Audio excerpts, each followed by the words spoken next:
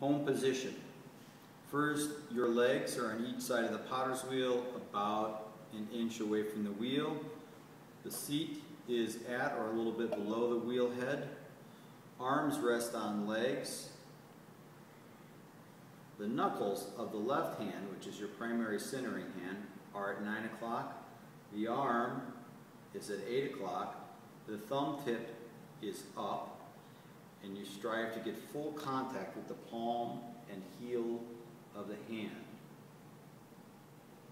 The hand posture is known as the bear claw. The way the bear claw works is you gently squeeze the fingers together, then you curve the fingers, you tense the wrist and the arm.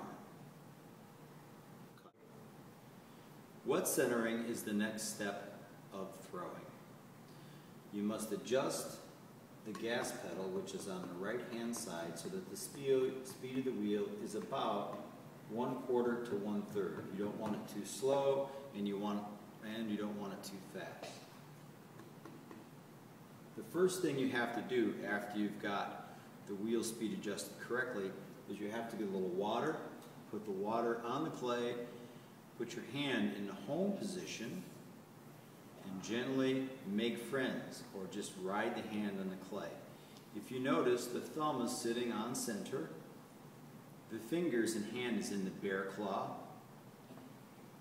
and the hand will just ride there. If you would look over here, you'd see that there's about 1 inch of space between that left hand leg. As you begin to feel drag, introduce more water. Introduce only about a tablespoon of water at a time to cut the friction.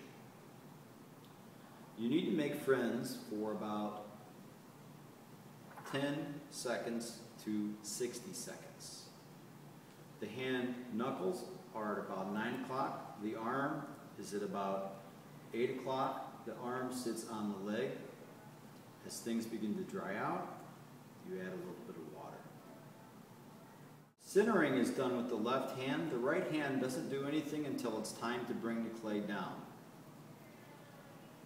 The left hand will push from the heel, that is this area, and squeeze with the fingers. And again, you're using the bear claw.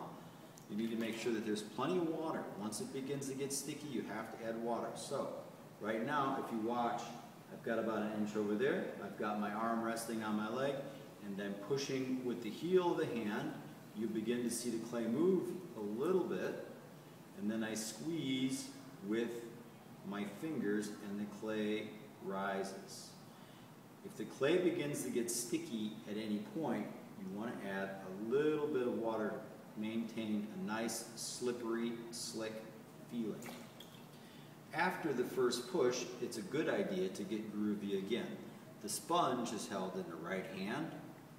You push down on the wheel head, come into the bottom of the clay, and begin to get rid of the extra clay that sits on the wheel and create a symmetrical edge. The arm is braced on the left leg at 8 o'clock. The knuckles are at 9 o'clock. You push with the heel of the hand. You keep the thumb tip up.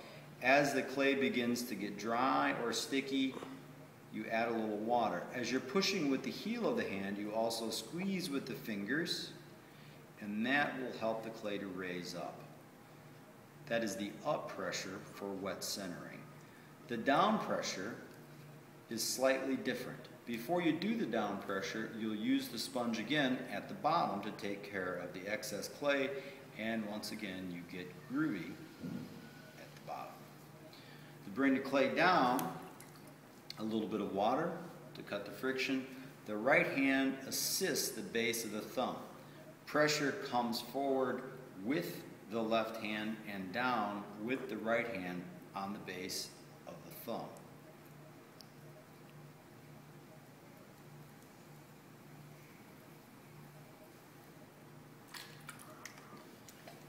When you get down to the bottom, this groovy that you put in allows your finger to grab it and have a secure grip. You push with the heel, squeeze with the fingers, which raises the clay.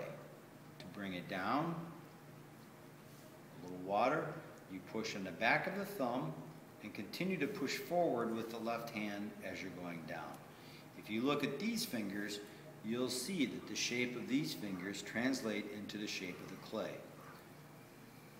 The last step of wet centering is to gently push your thumb into the middle and create a shallow depression. And again, you go to the bottom, clean up the bottom,